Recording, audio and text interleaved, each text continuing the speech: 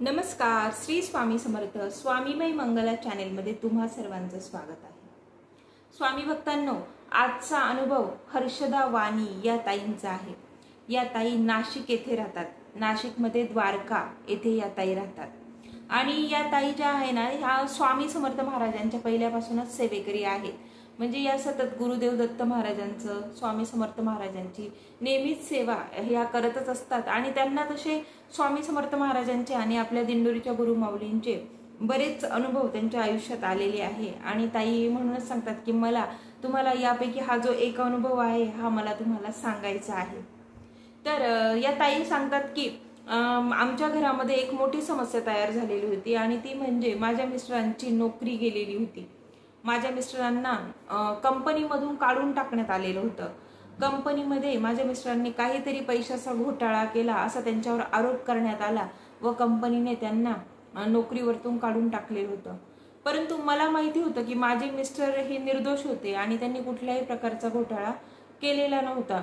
परंतु मग माझ्या मनात सतत हीच चिंता असायची की माझ्या मिस्टरांनी काहीही घोटाळा केलेला नसताना सुद्धा कंपनीने, म्हणजे ते निर्दोष होते आणि तरी त्यांना कंपनीने दोषी ठरवलं आणि त्यांना नोकरीवरतून काढून टाकलं. आणि प्लस माझ्या मुलांचा आता म्हणजे नोकरीवरतून काढून टाकलं म्हणजे मग पुढे पैशांची समस्या पण आम्हाला आलीच. की मग मला प्रश्न पडायला लागले की आता मी माझ्या मुलांचं जे काही शिक्षण आहे ते कसं पूर्ण करू. म्हणजे हाच विचार सतत माझ्या मनात घोळत राहिला आणि मी त्याच टेन्शनमध्ये जगत होते की आता मी कसं करू. परंतु मग मला एवढं टेन्शन असताना सुद्धा पण मी महाराजांच्या केंद्रात मात्र रोज जायची आणि मला जी काही सेवा दिलेली असायची ती सेवा मी अगदी मनोभावे महाराजांच्या केंद्रात जाऊन करायची.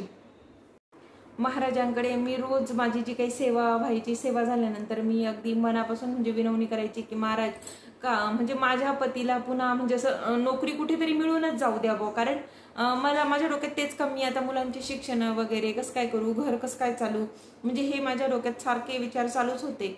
आणि मग एके दिवशी अचानक माझ्या बहिणीचा मला फोन आला की आमच्या इथे भैरवचंडी सेवा आहे आणि आमच्या इथे गुरुमाऊली पण येणार आहे, तर तू येतेस का भैरवचंडी सेवेला. खरंच त्या सेवेचे खूप चांगले रिझल्ट आहे असं माझ्या बहिणीने मला फोनवर सांगितलं.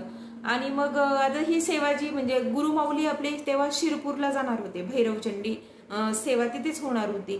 तर मग मला म्हणजे मनातून खूप वाटत होतं की जावं भाऊ शिरपूरला, भैरवचंडी सेवा करावी, तिथे गुरुमाऊलींचं दर्शन पण होईल आपलं, म्हणजे हे सगळं माझ्या मनात चालू होतं. परंतु मग माझ्या मनात हा पण प्रश्न होता की म्हणजे आमच्याकडे साधा आता शिरपूरला जाण्यासाठी भाड्याला सुद्धा पैसे माझ्याकडे नव्हते आणि माझ्या म्हणजे पतीची नोकरी गेल्यामुळे मला त्यांच्याकडे पैसे सुद्धा मागण्याची हिंमत होत नव्हती. तर मग मी कसं काय जाणार.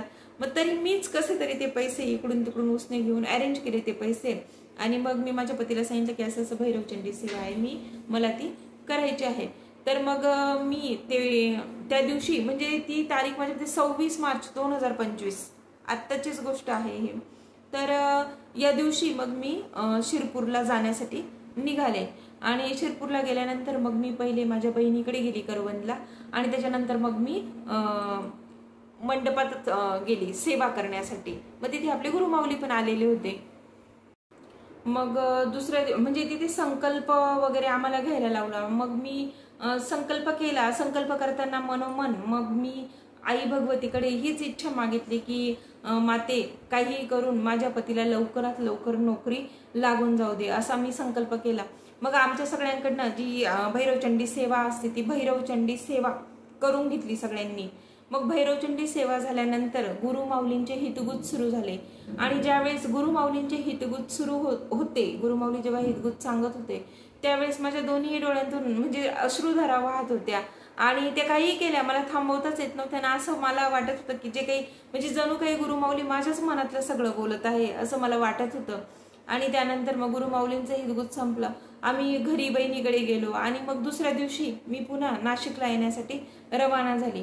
मग मी जेव्हा नाशिकला आली त्या दिवशी म्हणजे नेमका गुरुवारच होता आणि मग गुरुवारच्या दिवशी मी माझ्या पतींना घेऊन माझे पती आणि मी आम्ही दोघंही स्वामी समर्थ महाराजांच्या केंद्रात आरतीला गेलो. त्या दिवशी गुरुवारचा दिवस होता आणि पुन्हा मी महाराजांना तीच विनंती केली की महाराज काही करा पण माझ्या पतीला एखादी चांगली नोकरी मिळूनच जाऊ द्या महाराज. मी मनोमन महाराजांना सांगितलं का महाराज नाशिक सारख्या शहरामध्ये असं म्हणजे बिना पैशाचं राहणं म्हणजे शक्यच नाहीये, आम्ही कसं राहू या शहरात, तुम्हीच सांगा महाराज, असं मी महाराजांना मनोमन विनवण्या करू लागली.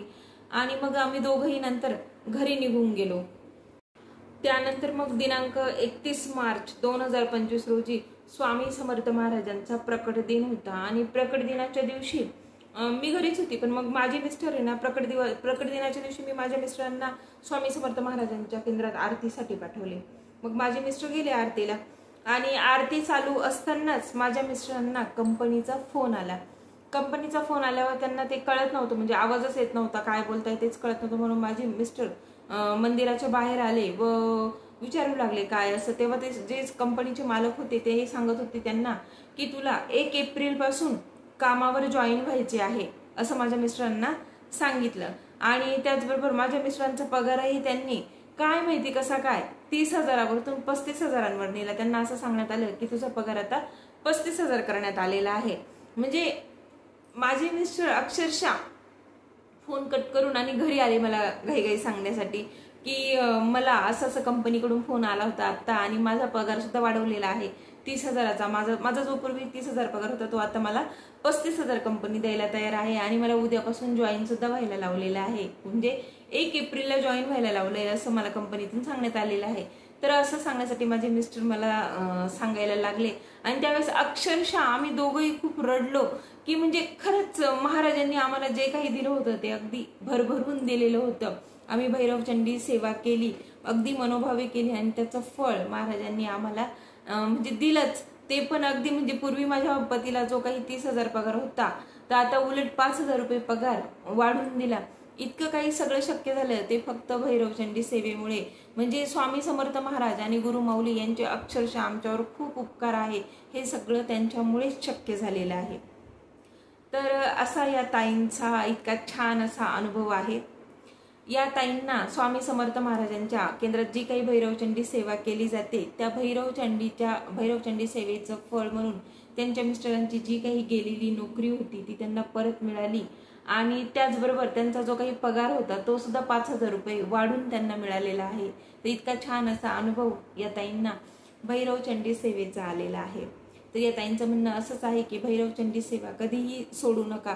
तुम्हाला जिथे वाटेल तिथे, म्हणजे जिथे भैरवचंडी सेवा सुरू असेल तिथे तुम्ही त्याचा लाभ नक्की घ्या आणि भैरवचंडी सेवा करून त्याचा अनुभव तुम्ही घेऊन बघा. तर असा छान असा अनुभव या ताईंना आलेला आहे. तर आपले स्वामी समर्थ महाराज खरंच म्हणजे खूप दयाळू आहेत. आपण म्हणजे थोडंसं विधभर जरी केलं ना तर महाराज आपल्याला हातभर सुख देतात. इतकं छान आपले महाराज आपल्याला नेहमी म्हणजे पुढेच नेत असतात. तर मी सुद्धा सगळ्या स्वामी भक्तांना असेच सांगू इच्छिते की तुम्ही सुद्धा आपल्या स्वामी समर्थ महाराजांची जास्तीत जास्त सेवा करा. तुमच्या जीवनातील जे काही संकट असतील त्या संकटातून आपले महाराज आपल्याला अगदी अलगदपणे बाहेर काढतातच. तसंच तुमच्या जर काही स्वामी सेवेविषयीच्या काही समस्या असतील किंवा मग तुमच्या काही आर्थिक समस्या असतील, तुमच्या जर काही मुलांच्या शिक्षणाच्या समस्या असतील, आरोग्याच्या समस्या असतील तर तुम्ही कमेंटमध्ये नक्की विचारू शकता. त्याचबरोबर तुम्हाला जर आजचा हा व्हिडिओ आवडला असेल तर व्हिडिओला लाईक नक्की करा आणि आपल्या महाराजांसाठी कमेंटमध्ये श्री स्वामी समर्थ असे लिहा. चॅनेलला सबस्क्राईब करा आणि बेल आयकॉनला क्लिक करा, म्हणजे माझे यापुढील व्हिडिओ तुमच्यापर्यंत येऊन पोहोचतील. श्री स्वामी समर्थ.